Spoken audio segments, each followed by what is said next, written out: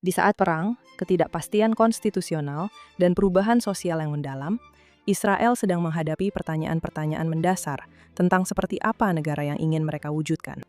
Dalam seri baru tentang hukum dasar, kami berbicara dengan para pemimpin politik yang berusaha menjawab pertanyaan-pertanyaan tersebut dalam pemilu mendatang.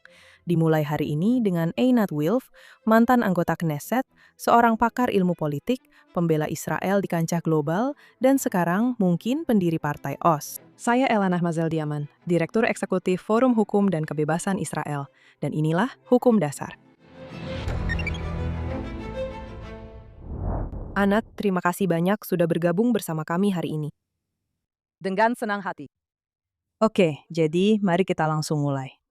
Bisakah Anda memberitahu penonton platform politik apa yang Anda usung? Dan saya juga harus menyebutkan bahwa cukup unik juga bahwa sebagai Partai Israel, Anda benar-benar maju dengan sebuah platform politik.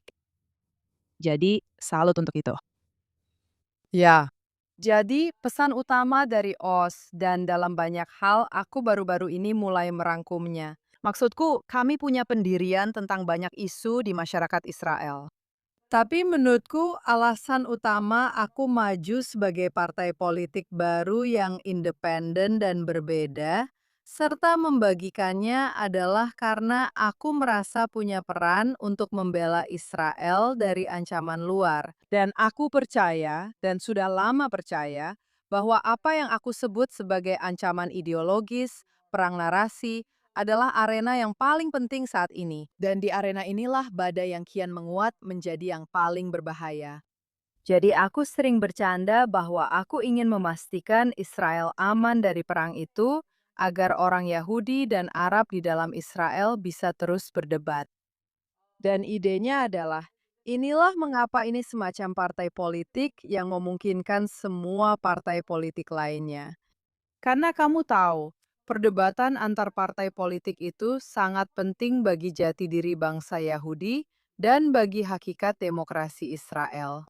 Tapi peranku selama bertahun-tahun, bahkan lebih dari 2 dekade sekarang, adalah sebagai seseorang yang sangat peka terhadap hal itu. Semacam ancaman yang kian mendekat, baik itu di perbatasan kita, di antara warga Palestina, dalam apa yang sekarang aku sebut sebagai semacam kebangkitan anti-Zionisme di Barat, perang narasi dan informasi ini. Dan aku semakin memusatkan perhatian pada hal itu. Partai OS adalah partai yang melindungi Israel dari ancaman luar agar semua partai lain bisa terus berdebat di dalam negeri. Nah, kamu sudah memberikan substansi itu dalam bentuk 3 pilar utama. Dan ini adalah acara yang lebih fokus pada pertanyaan hukum dan konstitusi. Tapi saya juga ingin membahas ketiganya juga. Semuanya penting. Salah satunya adalah mempromosikan perdamaian berdasarkan penerimaan Zionisme oleh Arab dan Palestina, serta pembongkaran Palestinisme sebagai ideologi. Saya membacanya langsung dari situs web Partai OS. Salah satunya adalah layanan publik untuk mereka yang melayani masyarakat. Dan yang lainnya disebut beralih dari mentalitas diaspora menuju sikap berdaulat. Bisakah Anda ceritakan sedikit lebih banyak tentang platform itu? Ya, ide di sini adalah, secara umum, apa yang Partai OS serukan untuk masyarakat dan untuk Israel secara keseluruhan adalah untuk mengembangkan sikap yang lebih dewasa, yang kami sebut sebagai sikap berdaulat, sikap orang dewasa. Bahwa daripada lari dari masalah yang sudah lama kami lakukan, baik di dalam negeri maupun internasional, daripada mencoba membeli ketenangan sesaat dengan menyuap kelompok-kelompok di dalam negeri dan musuh-musuh kami. Kita perlu dengan berani, seperti yang disarankan oleh nama OS, menghadapi beberapa isu inti tersebut. Jadi salah satunya membahas tentang kebijakan luar negeri dan keamanan kita. Bahwa kita perlu memiliki visi perdamaian. Kita membutuhkan pemimpin yang selalu dapat mewujudkan nilai-nilai Israel. Dan saya akan berpendapat bahwa keinginan mendalam orang Yahudi untuk perdamaian itu, menurut saya, sangat kuat dan terfokus. Fokus tajam pada fakta bahwa satu-satunya hambatan bagi perdamaian selama ini hanyalah penolakan obsesif dari pihak Arab, khususnya Arab Palestina, terhadap penentuan nasib sendiri orang Yahudi di bagian manapun dari tanah ini. Jadi, ini adalah salah satu gagasan jangka panjang. Yang kedua berbicara tentang kontrak domestik Israel, yang menyatakan bahwa sampai kita mencapai perdamaian, selama Israel masih menjadi negara kecil, padat, dan terus berjuang, kita akan selalu menjadi negara dengan solidaritas kolektif dan saling mendukung. Kita hanya perlu memastikan bahwa solidaritas itu nyata, bahwa setiap orang berkontribusi. Jadi pada dasarnya argumennya mengatakan bahwa setiap orang diundang untuk melayani negara dan rakyatnya. Tapi jika kamu menolak, maka kamu tidak akan berhak atas seluruh layanan sosial dan kesejahteraan yang disediakan oleh negara solidaritas Israel. Dan pilar ketiga dari mentalitas pengasingan menuju perilaku berdaulat dalam banyak hal adalah gagasan mendasar untuk menjadi dewasa, tumbuh, tidak lagi lari dari masalah. Dan ini berkaitan misalnya dengan kebutuhan Israel sebagai negara berdaulat jangka panjang untuk memastikan bahwa semua anak-anaknya dididik dalam etos Israel. Jadi itu berarti pendidikan nasional, pendidikan Zionis dalam bahasa Ibrani. Dan dalam isu-isu yang Anda khawatirkan, seperti konstitusi, reformasi hukum, semua itu argumennya adalah bagian dari pola pikir berdaulat. Artinya, daripada isu yang sepenuhnya pinggiran seperti Anda tahu, semacam adu kekuatan antara eksekutif dan yudikatif.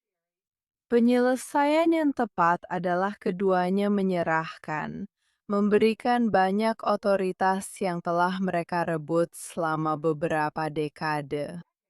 Dari satu lembaga di Israel yang mewakili kedaulatan, yaitu Knesset.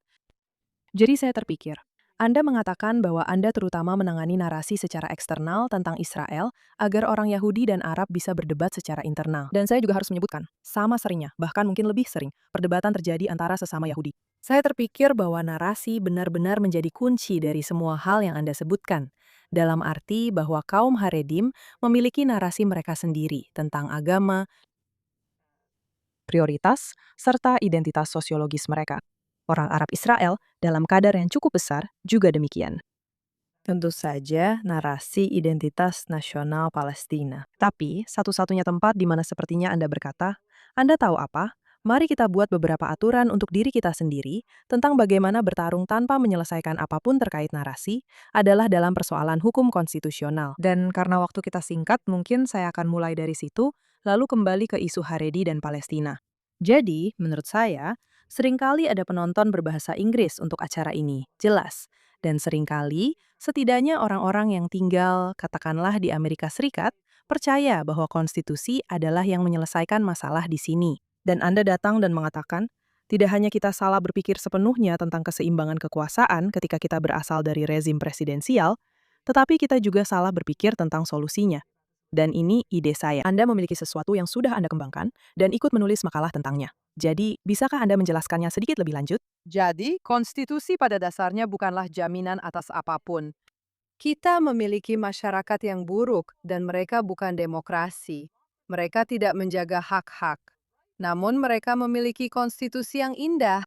Dan beberapa demokrasi paling sukses, omong-omong, Israel termasuk di antaranya. Selandia Baru, Inggris, tidak memiliki konstitusi. Dan mereka adalah demokrasi yang kuat, yang melindungi hak-hak minoritas dan hak asasi manusia.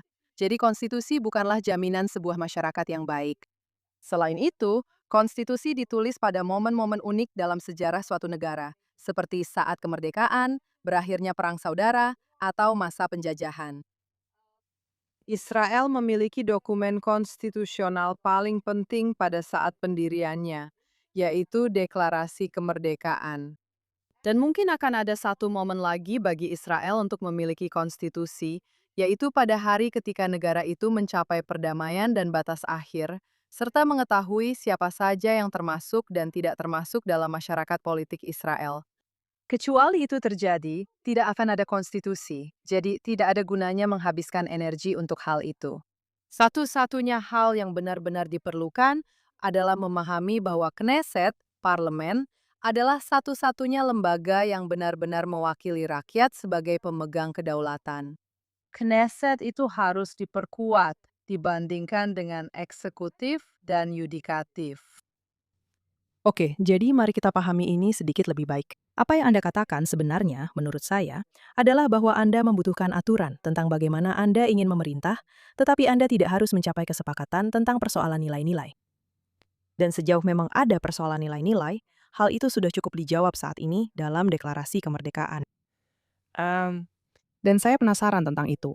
Saya pikir salah satu hal utama yang saya temui, Anda tahu, saya sendiri aslinya orang Amerika. Dan kemudian datang ke sini adalah bahwa ada perdebatan mendalam, di mana satu pihak benar-benar ingin lembaga politik, yakni Knesset, memiliki, menurut saya, kurang lebih sebesar kekuasaan yang Anda inginkan. Dan mereka lebih mempercayai itu daripada apa yang kita miliki saat ini, yaitu lembaga peradilan yang sangat intervensionis dan kuat. Dan kemudian pihak lain pada dasarnya berkata, tapi jika kita beralih ke pemerintahan yang lebih populer, jika memang di sanalah kekuasaan berada, seperti yang jelas terjadi saat pendirian dulu, benar? Tapi jika kekuasaan tetap di sana, lalu bagaimana kita bisa menjamin hak-hak sipil dan politik dasar kita, benar? Bagaimana menurutmu tentang hal itu? Jadi pertama, saya harus mengatakan bahwa menurut saya, kita sudah sampai pada titik di mana gagasan tentang Mahkamah Agung yang sangat intervensionis itu lebih merupakan mitos daripada kenyataan. Ngomong-ngomong, mitos itu juga menguntungkan banyak politisi. Saya melihatnya secara langsung. Sebagai anggota Knesset, ada semacam ketidakberdayaan yang dipelajari. Ini adalah istilah psikologis yang dikenal, di mana kamu benar-benar terjebak dalam keyakinan bahwa kamu tidak bisa mencapai apa-apa. Karena sebenarnya memikul tanggung jawab atas kekuasaanmu sendiri itu tidak mudah. Dan jauh lebih mudah untuk menyalahkan orang lain atas alasan mengapa kamu gagal melakukan sesuatu. Jadi aku sudah melihat fenomena itu berkembang. Aku melihatnya.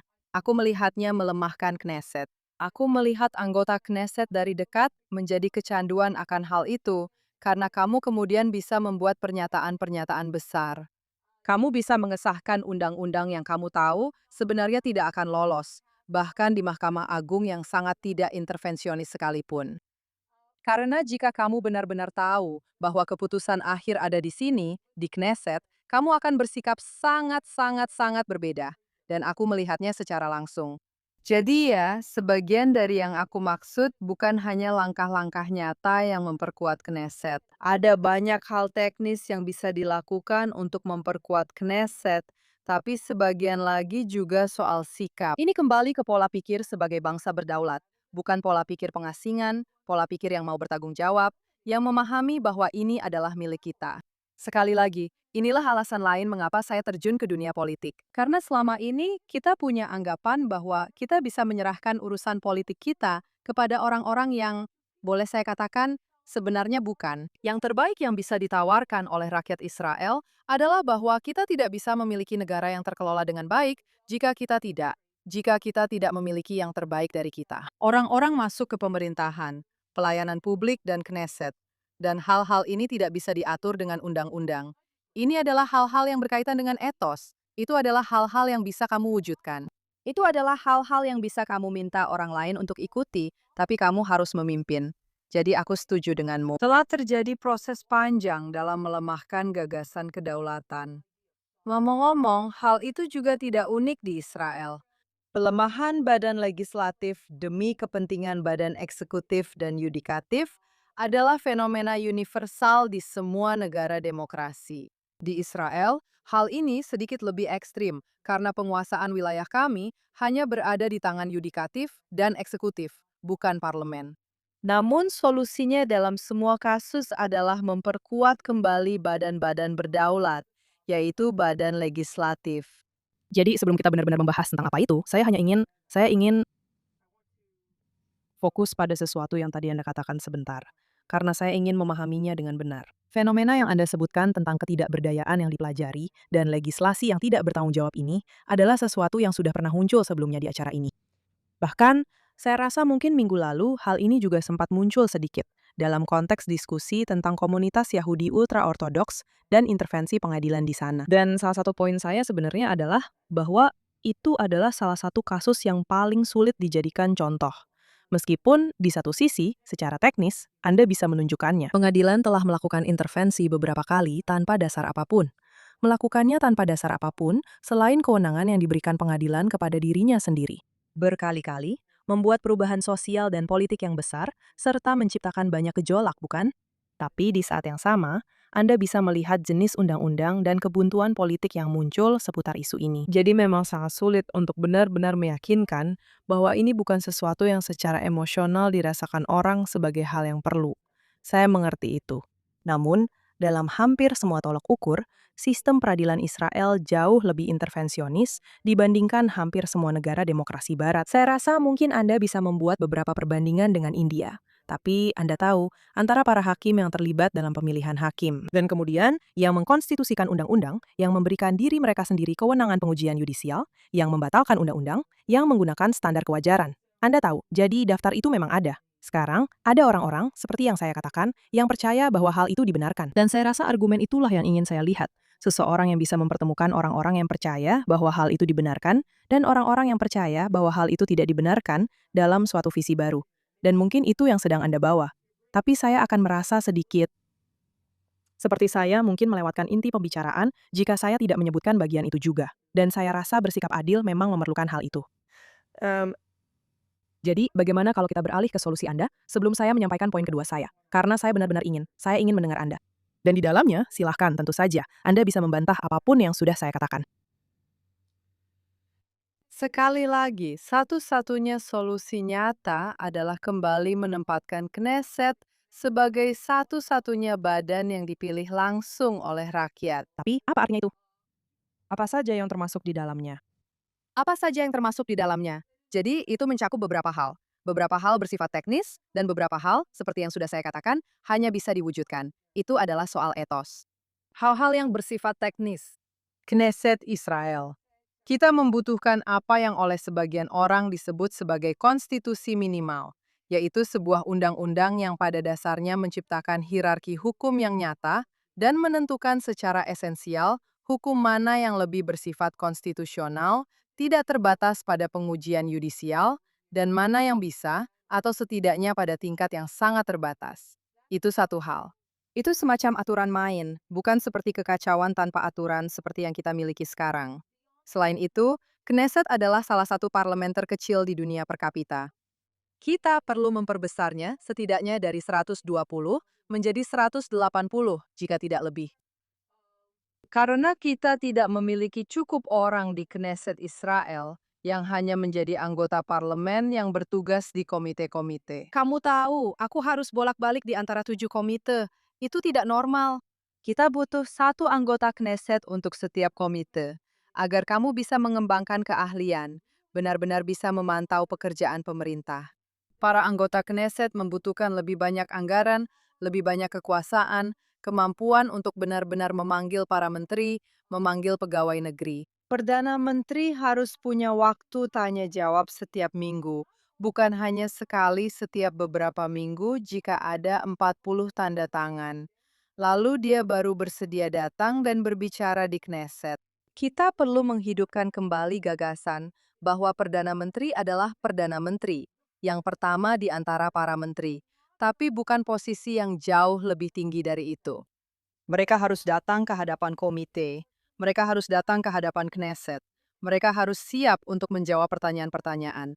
Kita perlu sepenuhnya menghapus praktik buruk yang disebut Norwegia bersyarat ini.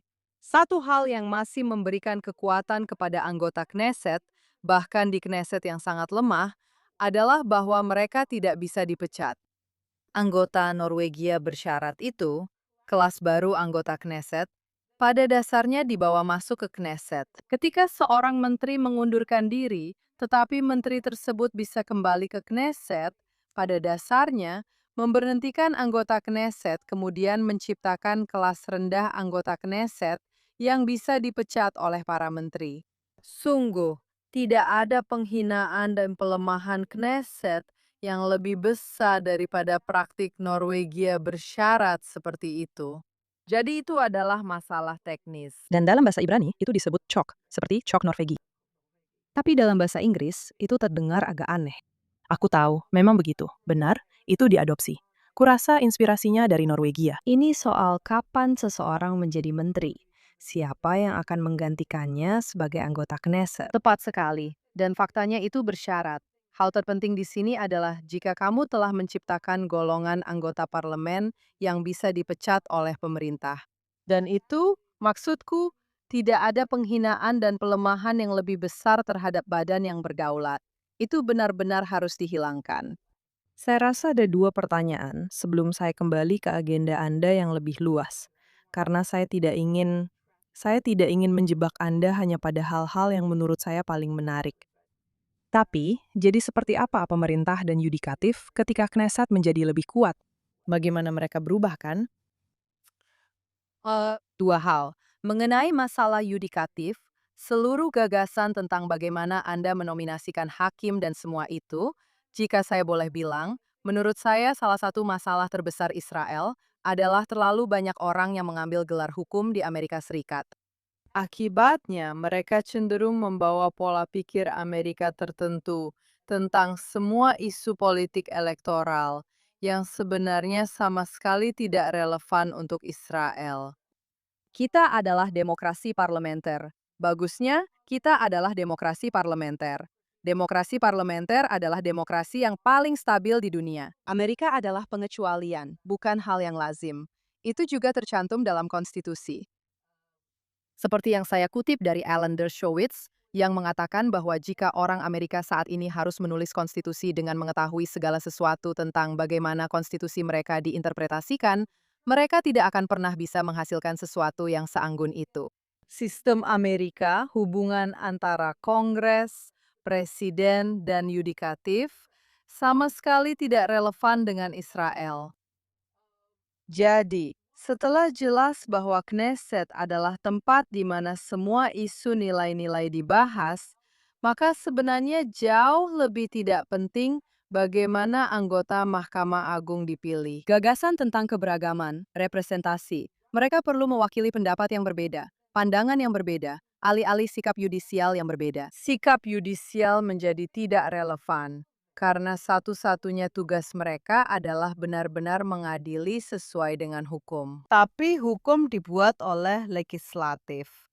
Jadi itu menjadi isu yang jauh lebih tidak kontroversial. Isu-isu nilai kembali ke Knesset.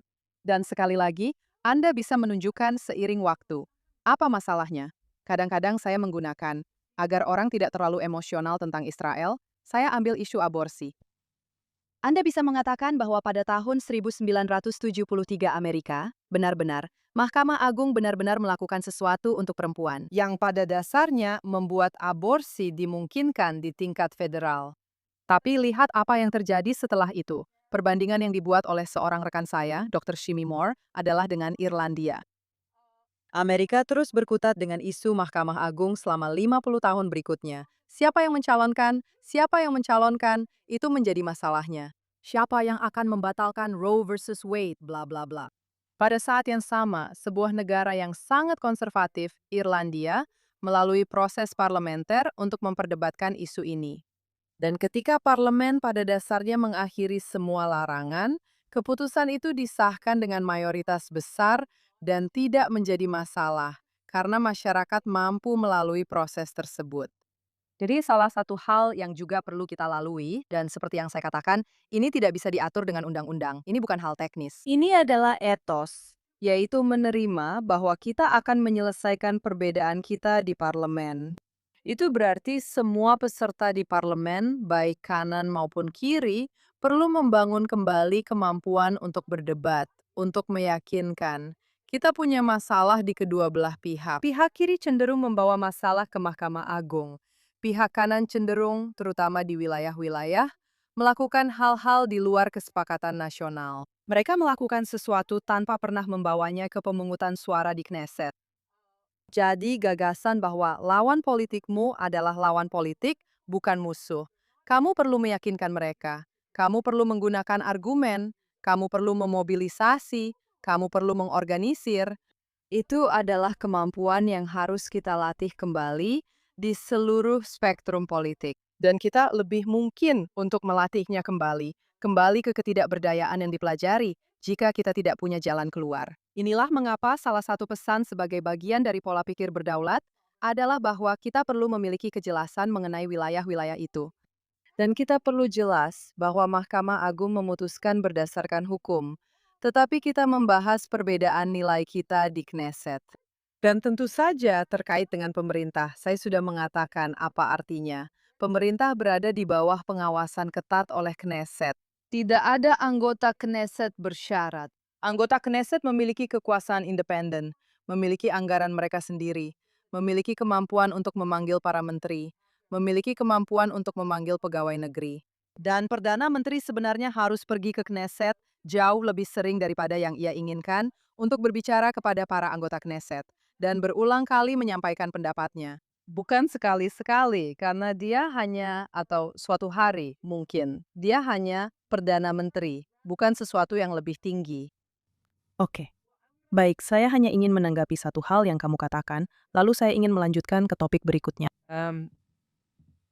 Kamu tadi menyebutkan bahwa tidak ada sama sekali. Maksudku, aku akui aku benar-benar bias di situ sebagai orang Amerika yang kuliah di Fakultas Hukum di Amerika.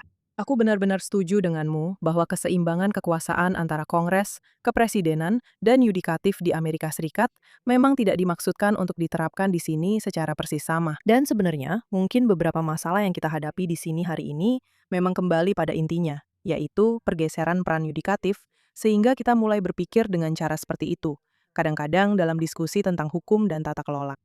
Namun, aku akan mengatakan bahwa tradisi kebebasan yang menginspirasi. Struktur itu yang juga bisa diterapkan pada bentuk pemerintahan lain, termasuk pemerintahan parlementer, adalah sesuatu yang mungkin justru kamu pelajari di sana. Mungkin belajar di sana, dan kamu pasti tidak akan terpapar hal itu di sini, di Israel. Jadi, saya kurang sependapat. Walaupun saya sangat mengagumi para pendiri bangsa dan tradisi liberal Amerika, itu bukanlah sesuatu yang unik. Banyak orang Yahudi, bahkan orang Amerika pun, justru akan menjadi yang pertama berargumen bahwa para pendiri bangsa tentu sangat dipengaruhi oleh tradisi Ibrani Yahudi, tradisi pencerahan Eropa. Itu bukanlah sesuatu yang unik. Dan ada alasan mengapa deklarasi kemerdekaan Israel sebenarnya tidak menggunakan istilah asing seperti demokrasi dan berbicara tentang visi para nabi Ibrani. Jadi, tetapi dalam hal struktur, struktur yang relevan bagi Israel adalah demokrasi parlementer. Amerika, kita bisa bicara lagi tentang kebebasan dan semua itu. Itu bagus, tapi hal itu juga ada di tempat lain. Dalam hal struktur, struktur Amerika sama sekali tidak relevan. Tidak, saya rasa dalam hal struktur kita setuju. Saya akan bilang, lihat, saya punya hak istimewa untuk berada di ruang kelas Fakultas Hukum di sini di Israel. Dan saya cukup terkejut pada beberapa saat mendengar beberapa hal yang saya dengar, di mana kebebasan digambarkan sebagai musuh kesetaraan, tidak di semua tempat, tapi oleh sejumlah dosen tertentu. Dan di mana kebebasan beragama diartikan sebagai kebebasan dari agama, dan seterusnya, dan seterusnya. Jadi, saya sebenarnya tidak perlu membatasinya hanya di Amerika Serikat. Saya akan membahas tradisi kebebasan Anglo, tapi saya memang berpikir bahwa tradisi ini punya banyak hal yang bisa diadaptasi. Dan kamu benar sekali bahwa tradisi ini juga mengambil sumber dari tradisi Ibrani. Dan sekarang saya akan lanjutkan. Saya akan lanjutkan. Tapi saya ingin mengatakan saja Satu hal lagi. tentang ini. Saya punya seorang rekan yang menulis sebuah tulisan yang indah berupa seruan. Shlomo Fisher, bertahun-tahun yang lalu. Dia menulis, Yahudi Amerika itu seperti Protestan, Yahudi Israel itu seperti Katolik. Dan salah satu argumennya adalah bahwa banyak ketidakmampuan Yahudi Amerika dan Yahudi Israel untuk mendiskusikan beberapa isu berasal dari tradisi Yahudi Amerika yang berakar pada pandangan agama Protestan yang mendasari kebebasan, kemerdekaan, dan hal-hal semacam itu. Sedangkan tradisi Israel jauh lebih berakar pada tradisi Prancis.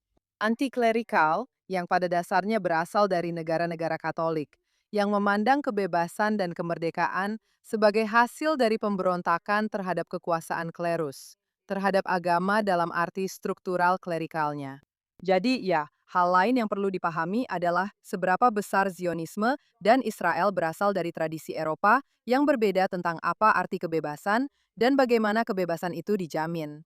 Tidak, itu jelas memiliki unsur-unsur tersebut dengan sangat menonjol. Meskipun, tentu saja, kami juga awalnya adalah sosialis.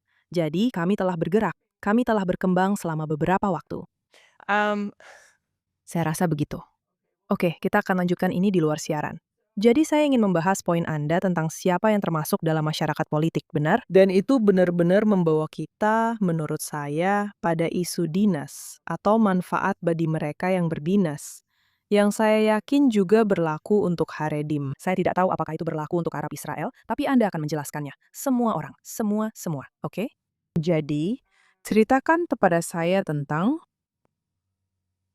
seperti apa bentuknya juga. Karena seperti yang kita temukan sekarang dengan Haredim, meskipun kita kekurangan tenaga kerja, dan meskipun kita mengalami kekurangan ekonomi, jika kita tidak berhasil mengintegrasikan sebagian cukup besar dari masyarakat itu ke dalam dunia kerja, saya melihat akan ada kesulitan di kedua belah pihak. Jelas, Haredim dan sebagian dari Haredim membuatnya sangat sulit bagi masyarakat Israel dan menolak untuk melayani dalam kapasitas apapun, serta melakukan demonstrasi dan memblokir jalan. Dan itu salah satu sisinya. Di sisi lain, ada sesuatu yang cukup menarik perhatian saya. Saya rasa kemarin ada 5 anggota Dewan Pendidikan Tinggi Israel yang mengundurkan diri setelah disahkannya sebuah undang-undang yang saya akui belum sempat saya baca. Dan kamu mungkin jauh lebih familiar dengan hal ini. Tapi intinya, tampaknya undang-undang itu mengizinkan adanya program terpisah berdasarkan gender di dalam universitas. Dan hal ini menimbulkan kehebohan. Menurut saya, ini adalah sesuatu yang mungkin memang dibutuhkan jika ingin mengintegrasikan Haredim atau orang-orang dengan keyakinan agama yang sangat ketat. Saya ingin mendengar pendapatmu tentang seperti apa seharusnya masa depan terkait wajib militer, dan mungkin, jika memang perlu, penyesuaian untuk budaya masyarakat Haredi. Jadi pertama, mari kita mulai dengan gagasan tentang masyarakat Haredi di Israel. Masyarakat Haredi di Israel adalah sebuah ciptaan yang dimulai pada tahun 1980-an. Itu tidak ada hubungannya dengan Torah, mitzvot, atau tradisi. Ini adalah hasil dari sistem insentif yang menyimpang dan sangat murah hati. Murah hati dalam arti biayanya sangat besar dari negara Zionis. Jadi anggapan bahwa ini adalah semacam bentuk kehidupan kuno benar-benar terlepas dari kenyataan empiris apapun. Ini dimulai pada tahun 80-an dan berkembang hingga ukuran dan langkah-langkahnya yang sekarang. Berkat, pada dasarnya, kalau ditelaah lebih jauh. Pengalihan total dari negara kesejahteraan Israel yang sangat dermawan untuk mendukung cara hidup seperti itu. Jadi caranya sangat sederhana. Saya tidak membahas wajib militer Haredi. Saya tidak membahas cara hidup mereka. Saya tidak berpikir itu adalah peran negara untuk mengaturnya ke satu arah atau arah lain. Selama Israel adalah negara kecil yang berjuang, negara itu membutuhkan orang-orang untuk mengabdi. Dan apa yang kami usulkan sangat sederhana, sangat setara, dan inklusif. Semua warga Israel yang sudah mencapai usia yang sesuai. Dan ketika saya bilang semua, itu benar-benar semua. Perempuan, laki-laki, Yahudi dari berbagai latar belakang, Arab, akan menerima surat wajib militer pada usia yang sesuai.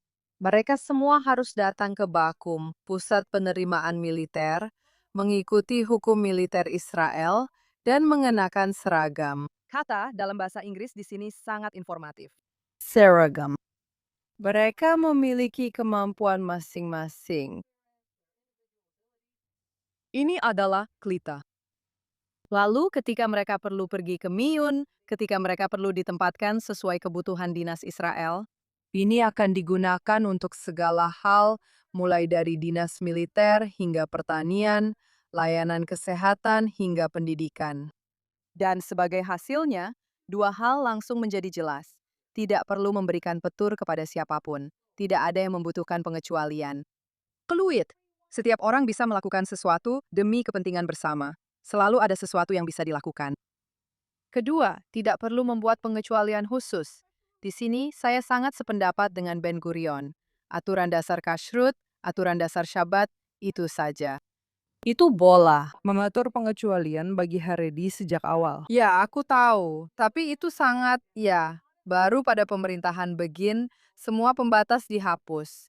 Dan benar-benar prosesnya dimulai. Sebelum itu, kamu bisa menjadi Haredi. Kamu bisa bertugas, banyak yang melakukannya. Kamu bekerja, kamu membayar pajak. Kamu sebenarnya bisa menjadi Haredi dan melakukan semua hal itu. Jadi, inilah alasan aku menentang pemberian perlakuan khusus. Semua ini seharusnya berdasarkan individu. Salah satu hal yang mengejutkan dari cara hidup Haredi adalah mereka tidak berinteraksi langsung dengan negara Israel. Semuanya melalui perantara untuk segala hal. Jadi, hilangkan perantaranya. Negara bekerja langsung dengan individu-individu.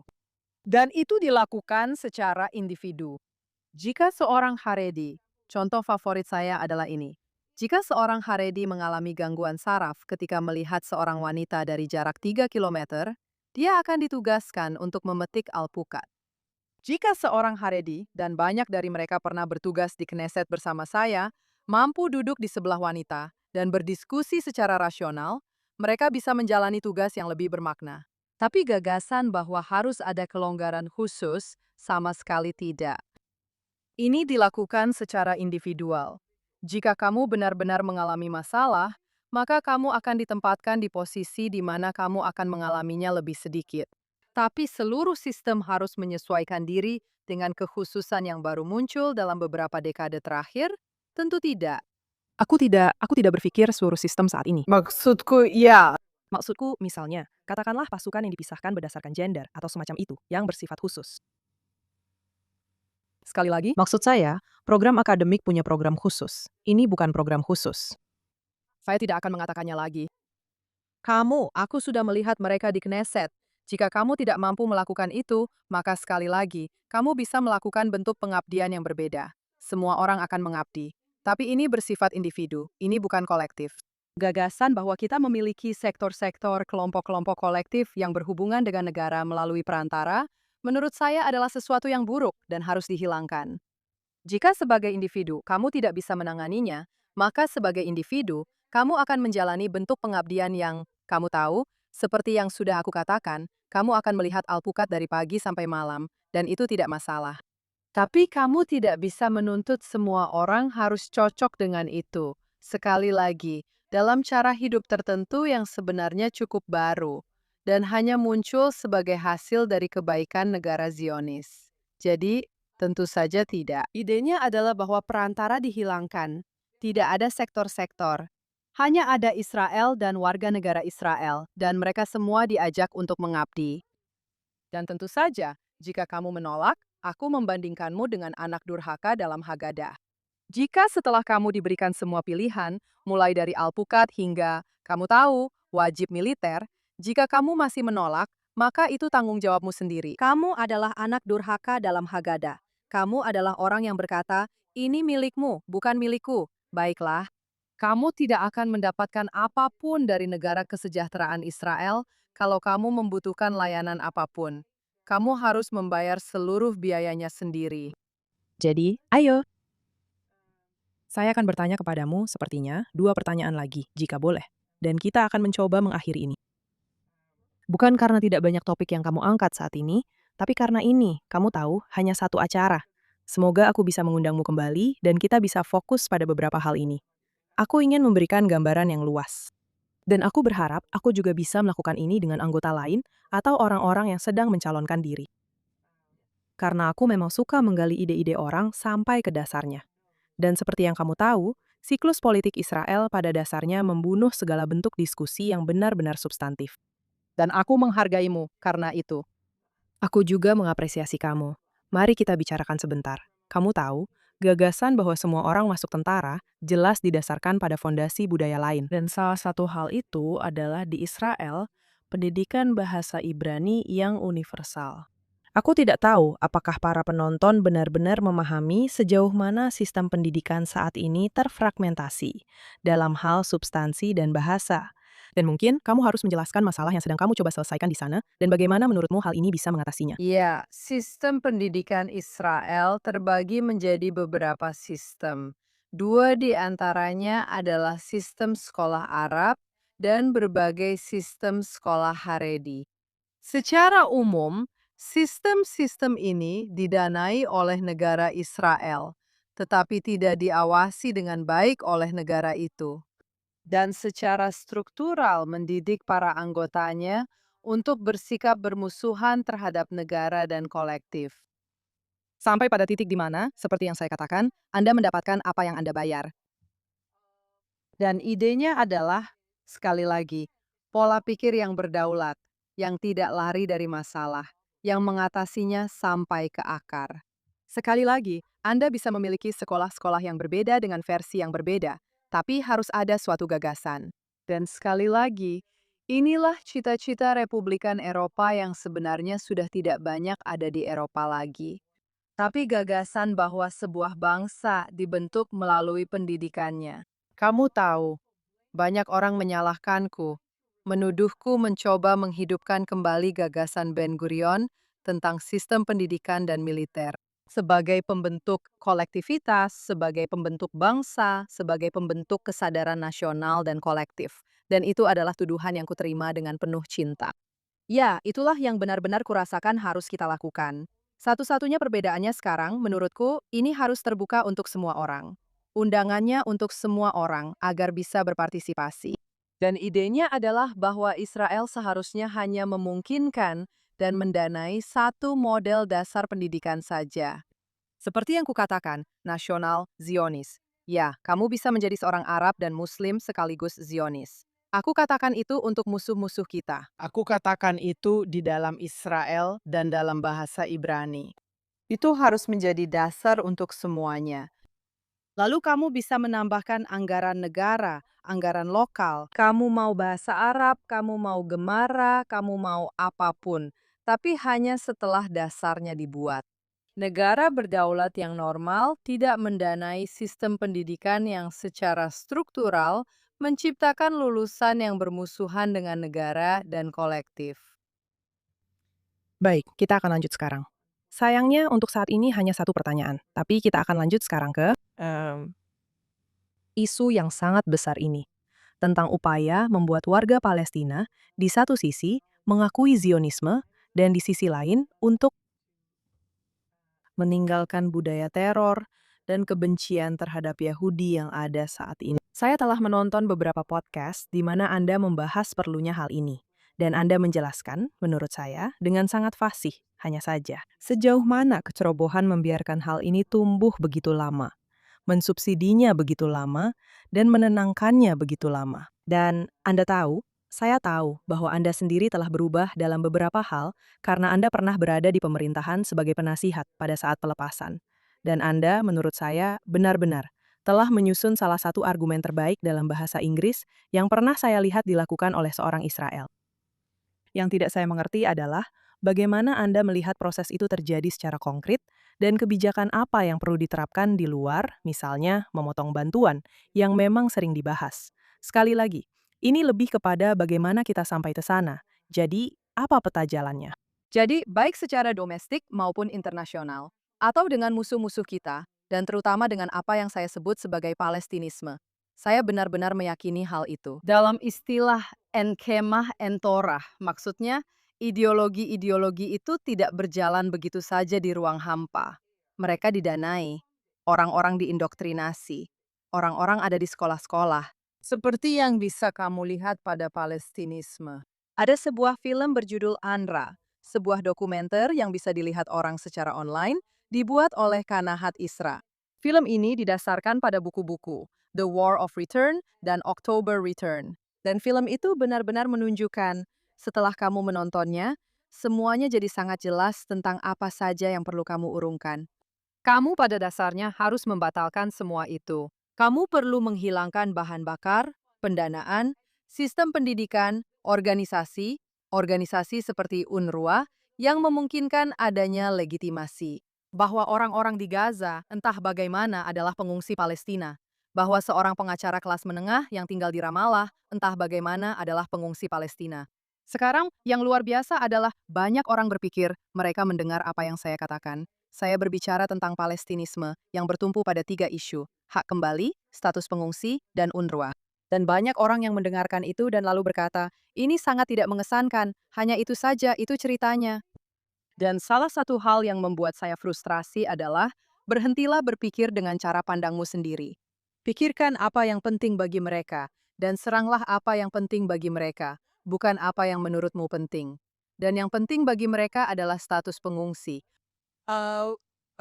kepulangan, dan UNRWA. Itulah yang mereka pedulikan.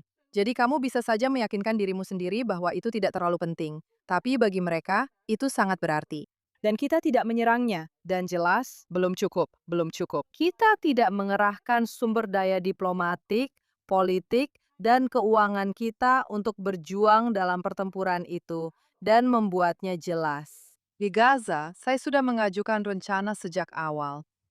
Bagi Gaza menjadi dua bagian setidaknya, Gaza perang dan Gaza damai. Mulailah memperlakukan warga Palestina seperti orang dewasa. Sekali lagi, itu adalah tema dalam hidup saya. Saya menentang ketidakberdayaan yang dipelajari. Tidak ada lagi orang yang lebih dimanjakan, didorong ke dalam ketidakberdayaan yang dipelajari selain warga Palestina. Ini adalah tragedi bagi mereka. Ini adalah tragedi. Bagi kami, sudah cukup. Dan caranya adalah dengan menciptakan rasa pilihan dan kendali. Mereka ingin mengabdikan perang mereka untuk menghancurkan negara Yahudi. Baiklah, kalau begitu kita tidak berutang apapun kepada mereka. Bentuk wilayah Gaza yang berperang ini, hubungkan kembali ke Mesir, putuskan dari Israel, dan katakan kalian ingin berperang dengan kami. Baiklah, tapi kami tidak berutang apapun kepada kalian. Tapi kita akan melakukan lebih dari itu, kamu tahu. Terinspirasi oleh orang Amerika di Jepang, sekutu di Jerman Nazi. Kita akan menciptakan sebuah area yang disebut Gaza Perang atau Damai, dan untuk memasuki Gaza Damai itu. Untuk memenuhi syarat membangun, untuk menciptakan, kamu harus dihapus dari daftar UNRWA. Sebagai pengungsi Palestina, kamu harus secara terbuka menyatakan bahwa kamu menolak gagasan hak untuk kembali. UNRWA tidak akan ada di sana.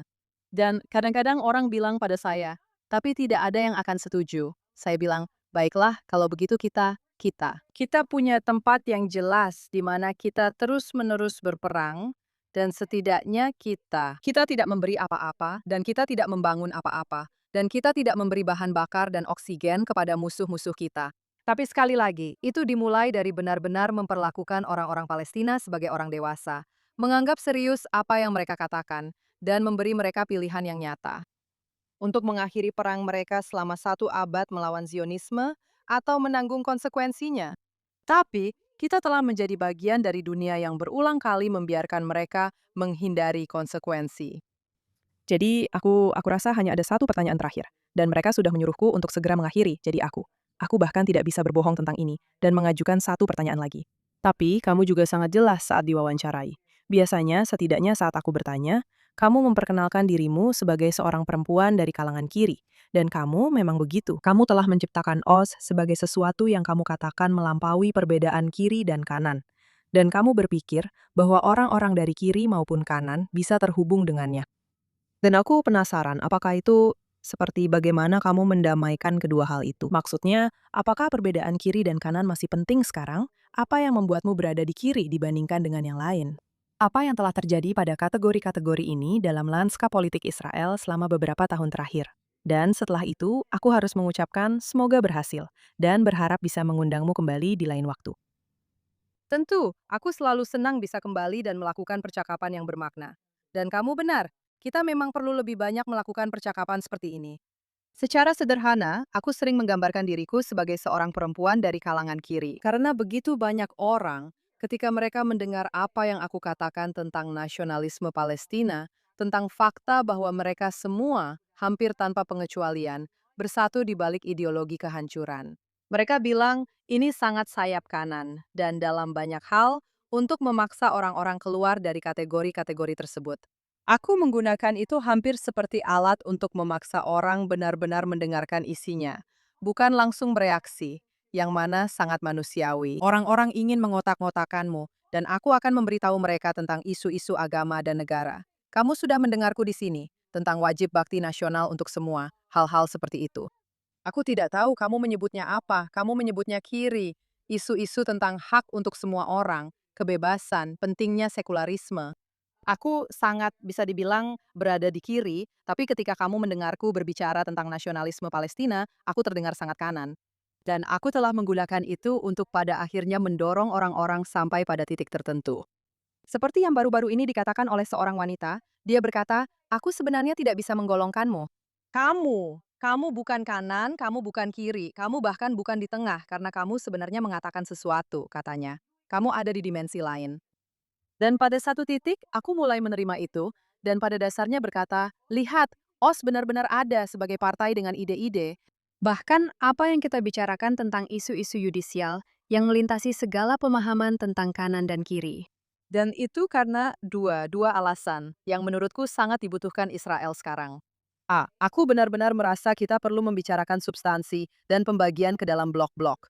Dan ke kanan, kiri, serta ke ya, Bibi, tidak, Bibi. Telah membunuh segala gagasan tentang diskusi politik yang substantif dan serius, yang justru merugikan kita.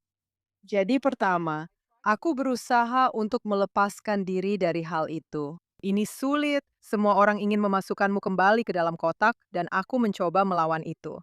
Tidak mudah, tapi itu juga bagian dari pertempuran yang lebih besar. Dan dari situlah aku mulai, salah satu kekuatan terbesarku, dan dalam hal ini, aku pikir aku unik. Koalisi, oposisi, partai politik manapun, itulah. Aku memahami perang narasi, informasi, dan kesadaran dengan cara yang belum pernah kulihat orang lain memahaminya. Tentu saja tidak tepat waktu, dan tentu saja tidak cukup untuk benar-benar mengambil tindakan yang tepat. Itu adalah satu hal yang selalu aku peringatkan kepada orang-orang sebelumnya. Kau tahu, itu salah satu alasannya, dan nanti akan aku jelaskan semuanya. Mengapa aku sulit merasa antusias? Selama masa reformasi yudisial, satu pihak berkata, jika kita tidak meloloskan reformasi ini, Israel akan menjadi kediktatoran. Pihak lain berkata, jika kita meloloskan reformasi ini, Israel akan menjadi kediktatoran. Dan aku berkata, selama kalian berdua berdebat, kita masih demokrasi. Dan aku fokus pada warga Palestina di Gaza, di mana semua orang memberitahuku. Itu tidak cukup, jangan lakukan, itu bodoh, itu tidak penting. Jadi peranku, dan aku kembali ke awal, adalah menjadi satu-satunya partai yang melihat apa yang terjadi di luar. Yang melihat badai yang mulai mengancam dan bersiap menghadapinya, yang mengambil tindakan. Sehingga nanti, di dalam Israel, kita bisa terus berdebat. Semoga perdebatan itu terus berlanjut. Saya doakan Anda beruntung, saya tidak yakin. Itu juga sudah ada saat ini, sudah resmi. Tentu saja, itu adalah partai yang terdaftar. Oke, baiklah. Kalau begitu, saya doakan Anda beruntung. Saya harap kita bisa melanjutkan percakapan ini. Anda dan saya juga menantikan kelanjutan seri ini. Terima kasih banyak atas waktu Anda hari ini. Terima kasih. Terima kasih.